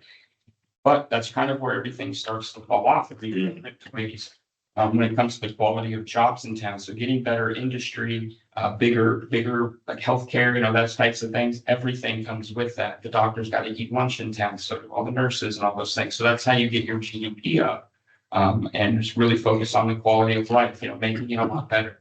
So when I look at the sales tax, I'm looking for different anomalies. I'm trying to see how new businesses on board. And such. In the top 25 there, you'll notice there is Freedom Gas. Alex is actually one of the tops. I'll give you, for instance, some of our top producers that are listed on here that are consistent year over year. American Food Service just got into business a year ago in this town, year and a half, and they build restaurant equipment like the kitchen's hoods. Exhaust hoods to the grills to all the stainless steel refrigerators. They're in the off the boulevard and going south. Right hand side, there's next to Yucaipa Family Pharmacy. There's some like half industrial buildings where they have like a big garage on them that still has an office. They're rocking instantly since they onboarded. They do very well. American Food Services them, and then I'll keep going through the fuel stations because they always just do well. Chick-fil-A with Sundays off, still one of our best producers. One of the things in the sales tax reports that always blows my mind is the In-N-Out versus Chick-fil-A. It is amazing that Chick-fil-A does better than In-N-Out. And it's just because they're closed on Sunday. And the reason is because they just sell for a few more dollars. Yeah, they charge more. Oh, wow. That's really what it is. So that's why your product price is very determined to your market. You really want to pay attention to your competition and such, because you wouldn't think that In-N-Out and Chick-fil-A, you think that In-N-Out like lipsism because it's full 24/7 till 2 a.m. Exactly. And they have Sunday. A couple more bucks go a long way. Well, Yep. Del Taco, I have no clue. It's been ever since it's been open there. It kills it. It really does. I don't know. It just does. It's not open. It's open till midnight, I think. You have to cross your streets are only 24 hours. It's like that. Oh, say it again. Is it Upper Dell or? There's two. Where's the other deal? There's one by us, and one down here. One across peak and one by the. I mean, this one. There's one by the roundabout, and it's over there. yeah, It's one, right across the street. one in the Oh, that's. I never use that one. I never use that one. That's the old one. That's Yes. Upper Dell. Yes. The first thing is I thought of that. So you're saying Lower Dell is the one that's on this list? This one. They're They're yes. close, but. They're high different. school, man, high school kids. This is the one that kills it compared to that. Yeah, because the high school kids here. Interesting. See, these are the things I love about what we do, and I get to see the numbers. It's like you'd never really. Well, just wait for Canes to come in, Yeah. with those at high school. Right, and then Trader Joe's, then Buffalo Wild Wings, Yeah. we're talking. In-N-Out Burger on there, Keller Equipment, Keller Equipment's awesome, Keller's been around inside for decades, he used to be a farmer, in this town. Actually, and, he has his children and then siblings too, that are in the business, but he sells equipment and he's like a construction gentleman, so he's off Avenue, is it J or H? I think it's H. It's like kind of where the residential meets the industrial. He has his yard there, but he sells tractors, equipment for construction companies. He's one of our better producers in sales tax, and he's growing to the point where he's like, Ryan, let's get a bigger place. So it's really nice when I start hearing those types of things. I'm seeing their growth happen. When they come to me and go, I need bigger. Yes, that's a nice thing. So he's an awesome gentleman. The Kubota tractor, that's Billy Cheeseman's place. Right off the boulevard used to be, or off the freeway on the south side, right? Used to be by the toy place that all the nice classic cars. It's not there. Brandon Sons is there now. Just to the south of him, that's Billy Cheeseman, where you can get the rentals. That's his place, Yucaipa Rentals. So he has that location. And then he also has the one on the boulevard here, right across from Hops and Spokes. That's also his too. Yes, and then McDonald's is Drew's time. Pro Pipe Supply, they'll go up and down depending on the seasons, but they do really well industrial sales for piping. Ross and TJ Maxx, it's so funny that every quarter, year over year, they're like neck and neck, like almost dollar for dollar. It's like the craziest thing ever. It's just how it is, we like them as far as economic development, right? Because they never call for anything, never code enforcement, never anything ever. They don't need anything ever. And 99% of what they sell there, maybe an exaggeration, but it's gotta be pretty close. Everything gets sales tax coming to the city. Yeah. So, we get sales tax on things that you don't consume, basically, is a good way to do it. And I encourage you to look up information on what actual is taxable and not. But if you eat it, good chance that we ain't getting paid on it. It's of alcohol, right? So like, why does Subway break their bread? Why does the Vietnamese place bake their bread? They don't have to pay tax because they bake. Like, those are all little secrets and cutouts that it comes to tax that Interesting. you want to start paying attention. Chocolate, Chocolate doesn't, but sandwich does. they're also, We don't have the space to make our own bread, which yeah, home bread. But not a story.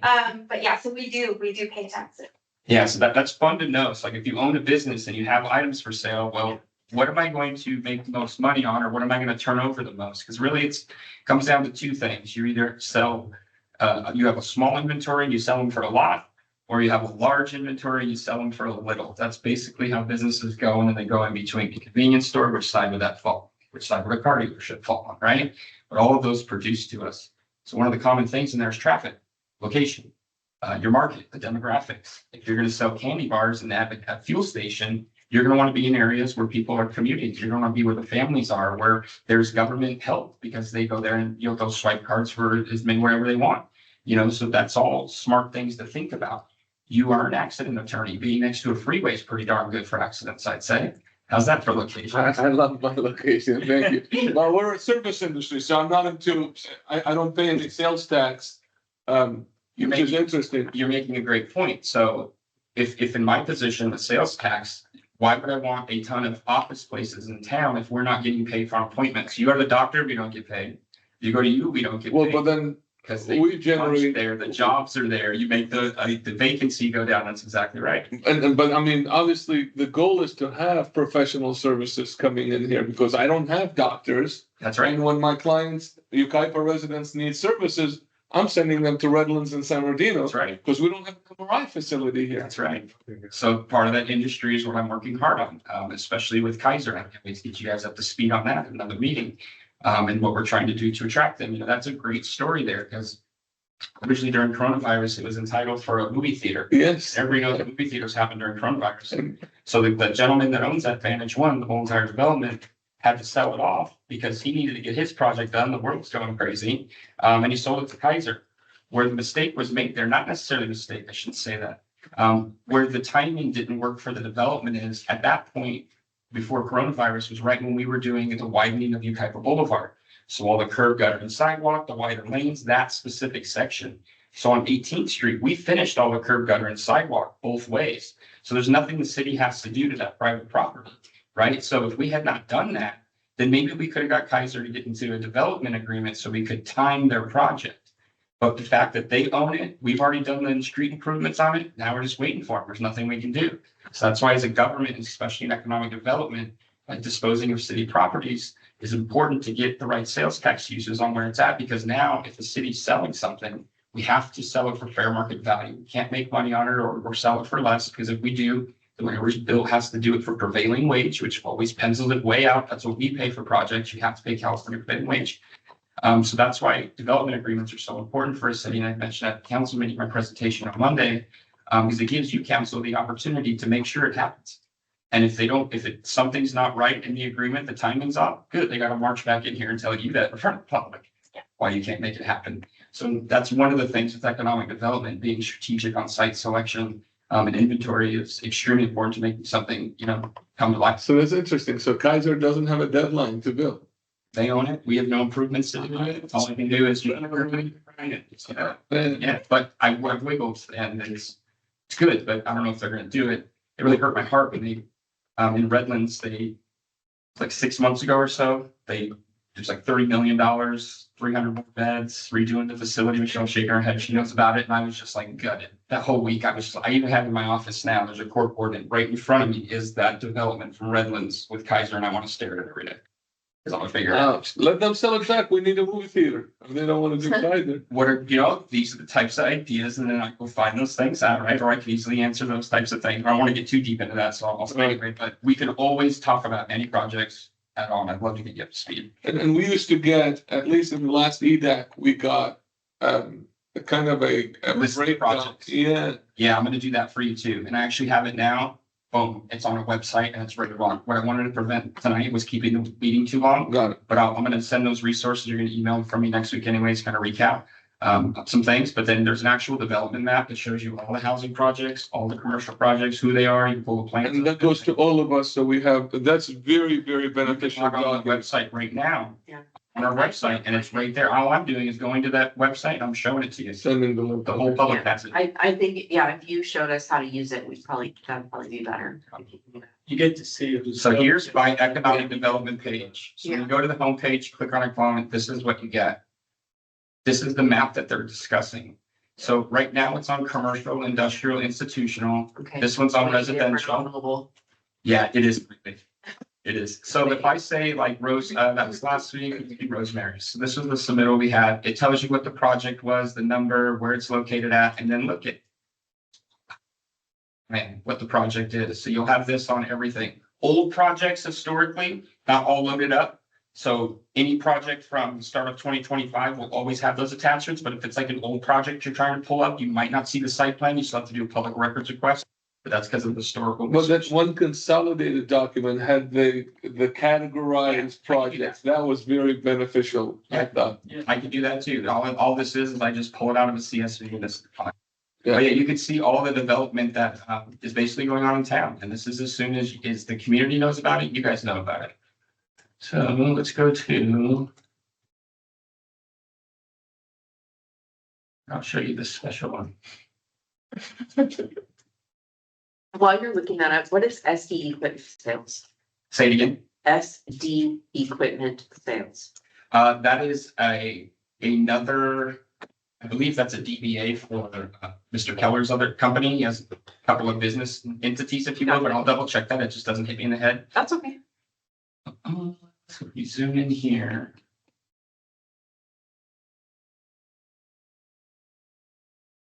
So this development here is a car wash, gas station, and a corporate center. And then phase 2 is a hotel. And this is on Oak Glen Road. Yeah. And this developer is even the one that bought us that stoplight. This isn't yours? That's him. Oh, it is. Yeah. Bus stop like a sewer line and a dam line. Is that where the Tesla chargers are gonna go? He has charged, no, they're a little further down from that. That's They're Chris. far, right? All right. What's not Chris Star? Chris, Yeah. Saba. You know Saba. Yeah. That's his first, he's doing the Tesla stations. Oh, That's nice. just, Okay. I thought it was gonna be at his location. All right, good. yeah. No, we asked, our hotel brands asked too, but Tesla is limiting the amount of chargers they're building in the state of California. Oh, wow.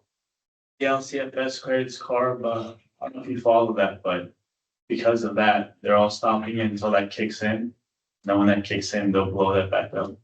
Here's a good question for you. So July 1st hits the 60-cent tax. It's not- What does that what does that day look like for you? What do you do with that? It's a pass through for us. So you just like put it on your grid? I think when we buy fuel, we get a piece of paper and it has about, right now, 9 line items. That lists all the tax you as consumers pay.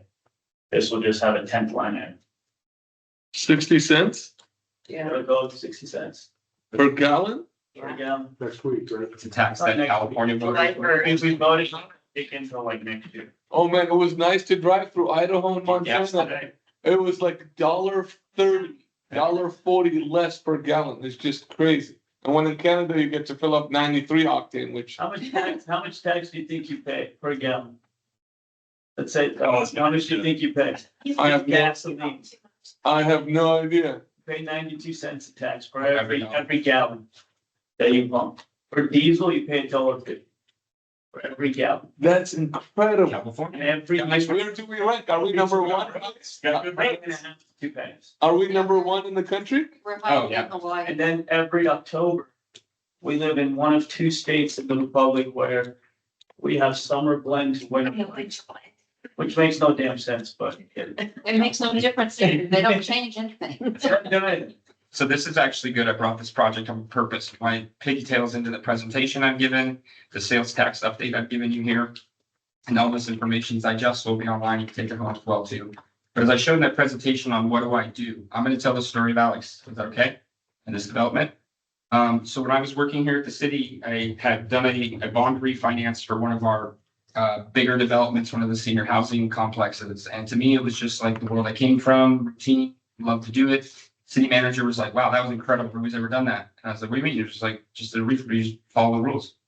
So he was like, here, I got something for you. And he gives me a packet about this thick, and it was a development agreement that was half done, negotiation.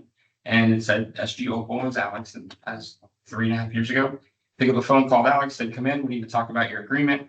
Now that it's done, I'm going to share some things. We've been working at that time to try to get a ladder truck into towns that would help with if the building's wide enough or high enough.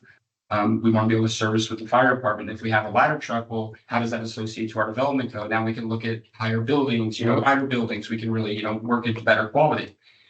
So Ray wanted him, our previous city manager in the negotiations. Can't talk about all the details, but a fire truck was extremely important to Ray. A stoplight was extremely important to our city, and then city council had also wanted things as well. Alex had a portion of that property that he has now that's to the west of it, or the north, if you will, used to be city-owned property. So this is a great example of what I do and how it translated into something good. We had widened Oak Glen Road and it made the nice lanes and connects up to the boulevard. You remember when it did that? Then you have on the left, Dunlap Park, which is Oak Glen and Avenue E. We own both properties on both corners. One is RM24 housing that we're looking to get into a development agreement with, had one with Eagle and it fell through a couple of years ago. And then on the right-hand side is Dunlap Park, and Dunlap Park is our park that we've got a grant on. That if we could ever find the matching funds, it'd be nice to bring that park to life, because it's supposed to complement the housing, then help out with the school that's there, and they have another housing thing. So Alex had to negotiate with the city and would be able to. You're good. It's fine. Yes, I'll get it. So come on. Oh, the door's open? You can close it or leave it, whatever. You'll be okay. Thank you. You got it. Because this is an open meeting. Oh, I see. That's why you left it. Sense. Gotcha. So this project, so we had to take an agreement that fell apart, talk about a portion of the right of way, because when we widened it, it put this little pie thing on the corner right here, right? Well, so his property was basically cut here and then it was all the way to the left. He bought this portion from the city. Well, going through city council, through engineering and trying to find out, hey, there's an opportunity here. Is there any way that we could potentially vacate that or sell it to him? And he can develop it, because the benefit is it economically helps the town. He gets to put more square footage. He gets to put the hotel, get the gas station done, and actually bring a benefit to the community. And in our general plan, it states that that area is where the higher density housing is, RM24. So when the staff is looking at a situation like Alex's to help with that piece of property to sell it to him, which we did, everything gets paid for in the city, in all cities. That was able to make it bigger, make it happen. Now our maintenance guys don't have to maintain it, it's his. And we appraise it and we sell it for the fair market value, and because of that, we get to condition and to time this. So Alex at no point during this could stop building the way that he did. He had to because he agreed to it with the city. Nice. So had we not had negotiations with doing the stoplight, talking about that piece of property, working on setbacks on the back, he had to do that. Look at that brick wall that he had to build. Oh my in the back. gosh, wild. I don't even, it'll make a puke how much it is. But all of that is part of what I do, is find a way to bring the deal to the table in a legal, moral, and ethical way. And the document I use to do that is the general plan.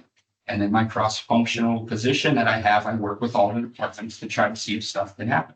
Whether it's dreaming it up to happen, or it is happening and it's not happening fast enough, or something's broken in the system. Economic development is here to help these businesses do it the right way. Had many meetings inside here with different developers where I'll tell them right to their face they don't do it the right way. And I have no problem doing that, because you need to do things the right way. There's only one way, and it's the right way. It's just how it is. And if you do things the right way, all these people work extremely well and we process things faster than most cities. But the issues and where the mountains always start out in the community is the complete opposite. And it's not doing things the right way, cussing at us for doing it, treating us like the DMV basically, when it's like, all you have to do is just follow the steps. Well, I don't want to do it, so I'll just scream about it. So we get a lot of that. So part of my mission too, with being a liaison for this, kind of let you guys into City Hall and let you know how economic development goes, let you know the people that I work with, and like, these are human beings and they've all been here forever and they're great people. And we've ran through the ringer the last couple of years. So kindness goes a long way right now. They're very easy to work with. Yeah. If you go to Redlands, Utah, they're a pain in the butt. Yucaipa, you can actually call them and get a hold of who you need to kind of talk to. It's other cities that work in it, and it's just, oh yeah, I'll call you back. A week, 2 weeks, 3 weeks go by, and they have no concept of every week that you have a delay, your cost of materials or everything else keeps increasing. And it makes sense. And I'm with this, sorry. In government, and I came from the private business and I came over to government. And it didn't take me very long to figure out that everything's siloed departments, right? So I'm in a position where I work with all of them. So of course I know some of the engineering stuff and what's going on. So of course I know the planning stuff. Some people like put it all together in my head. But most departments don't, it's not a thing that they communicate, that like the executive teams put it all together at the top. You want them doing what their scope of work is and doing their job, right? So that took me a long time to figure that out. And then or a short time to figure it out, a long time I still work on it. But a lot of what I do too is on the inside of having people understand who work for us, how important economic development is for the town. It's not to move a project faster than any other project or to skip steps or go over anybody. It's to use the tools and the maps that we have, the general plan, and find a way to do it. So I know I push sometimes out there in the community, but I promise you I push in here too. I'm not the favorite, I'll tell you that right now. But we get a lot of things done, and that's what's important. So if any questions, I would love to close this. I'm happy to answer it. Anything about economic development or division, if there's any motions for anything we want to put on the next agenda. I've already gotten the note that Anna was speaking of. I will talk to the assistant city manager about that. If she feels, she talks to the mayor says, yeah, that's something we should consider, then that's how it becomes an agenda item, and I will let everybody know that that could be on the table as well too. I'd love to hear from the real estate industry, if we can add that to an agenda or something like that, just kind of where you guys are at, what you're hearing, where the city needs. Do you think commercial or housing? Should we be specific? Both. Both. I'd love, yeah, I think that's beneficial. And I can get our statistics too, so that we know where our housing's at, our commercial. Yeah. well, and then Michelle and I, again, we meet a lot. I see her in Rotary. I see her at the Crafton Foundation. Obviously, the college is close to my heart here. I'd like us to have an idea of where all of these educated kids are going. Yeah. And we talked about, hey, when they graduate with a degree or they're transferring, are they coming back?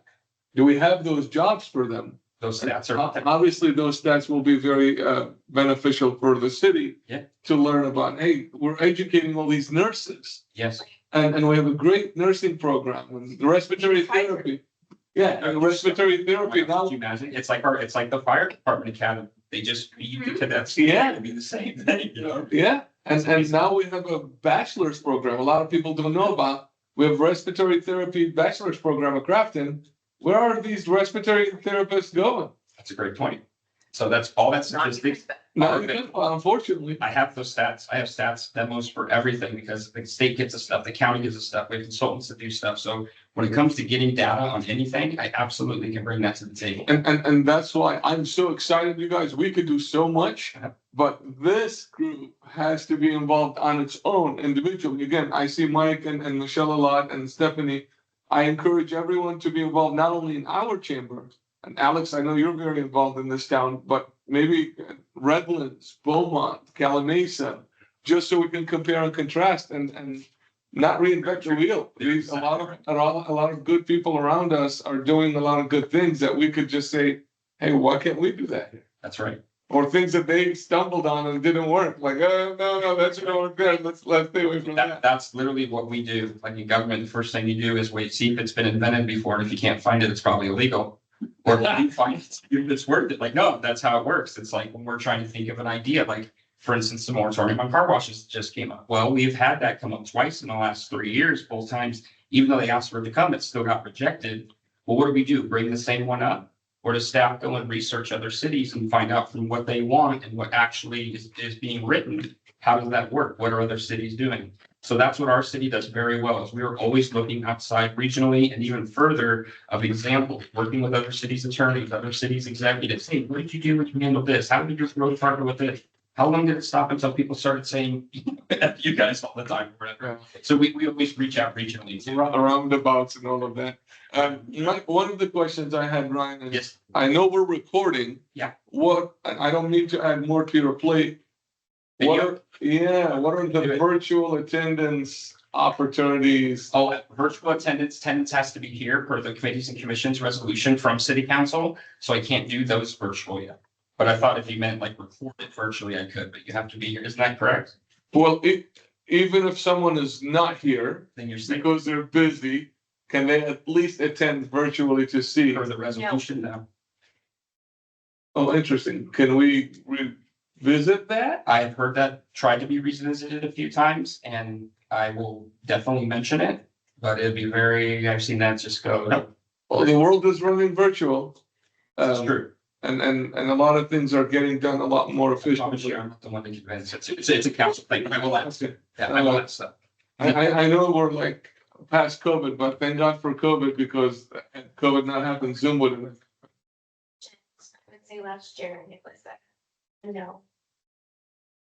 Yeah. It comes up all the time. Yeah.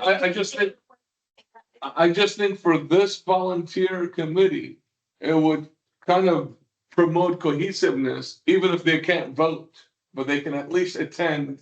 Oh, well, yeah, that's. And the public hearing can be, something that the public can attend, just like city council is on YouTube Yeah. live. Why can't we have these live? Good question. So they don't have to, like, if I'm not here and Donna's running the meeting, at least I want to know what's happening. Instead of waiting for it whenever it gets posted, like how long does it take for this recording to go up? Well, actually, I was hoping that I had an opportunity to correct you. We're not posting to the website, the commissions and committees audio, Oh, just the council, perfect. just. Yeah, so audio, But I you can can still, request copies of it. We do have it available for anyone who requests And copies then of the audio. I could send it to you as well too after the meetings. yeah, after every meeting, maybe we have a mass email of recordings. Oh, wait, that's the plan anyways. I do a recap. Yeah, I do a recap. So yeah, that fits in easy. Never. I like listening to things at least time and a half at speed, so we could at least be in the loop and not be outside, because if you miss one meeting, you're missing a lot out of this kind of meeting. That's correct. You'll have the agenda and that, and I will do every meeting. I do a follow-up. So you will have follow-up email basically here's what we're going over during the committee, plus we'll have the minutes. I'll have it all. Awesome. Works easy. Other than that, I have for next meeting, there was a motion, I believe, to talk about housing commercial. Can you be a little more specific on that? Like, In your introduction for yourself, you mentioned that you were hoping to bring what you're hearing in your industry to this meeting. And so I'm like, well, what are you hearing? So whatever that is. Yeah, in my industry in general, like what we realtors are kind of facing is kind of what we go over and how to combat that or fix it or stuff like that, but it's not necessarily like specific to yucaipa. Okay. So that's what I was saying, do you want information about like kind of what we're seeing in yucaipa as far as? What I could do is if you want to discuss like how you feel the real estate market, exactly what your presentation used to with that. Yeah. And then I'll come piggyback with information on yucaipa specifically that has to do with our housing and commercial vacancy rates, amount of units, what's in the permit Yeah. portal, what's down the pipeline. And kind of just give an overall encompassing, and we can identify areas in town, and I can tell you what the differences are and things like that when it comes to the building codes, whatnot. And housing prices, we talk about rentals. I know a lot of information about that. I have a lot of statistics on that stuff as well too. So one of the visions I had is having like a 5-minute presentation from each member I think that would be a great at idea. every meeting. So we can, learn, to Donna's point, learn about what's going on in this area, what's going on in that area. I know you don't have to take it, you could skip, but at least everyone will have an opportunity to present on real estate, on development. I can't hear enough about our college, chamber, all of those things. And I think that would be very meaningful for all of us to be on the same page. And for example, Jackie, we had Robert Coleman on our EDAC last time, and he's the largest property manager in our town. So he would have rental availabilities, prices, what's coming down the pipe, laws changing, landlord tenant kind of issues. That, okay, wow, I didn't know that rent has gone up like 50% in the last couple of years. Obviously sales, how many were available last year, this year? And I have a lot of these statistics that I get emails to. I'm a real estate broker as well. Just so I'm informed of what's going on and how is the housing market going. That's funny because it's like stuff that I'm like, we all know this, right? But it's like, no, Right. okay, that makes sense. We're all smart, but we're scared to know that. It's just, what. Right? So that's why this is important, because we all can help each other with it. So is that a motion I hear for real estate? We don't just. For future agenda items. Oh, perfect. So we are on future agenda items, right? Yes.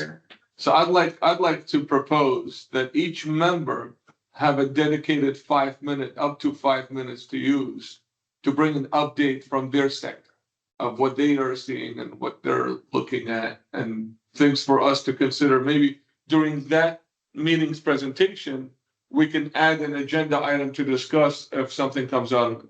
Besides, Yeah, and we'll talk in the interim as well. too. yeah, and is that? Sorry.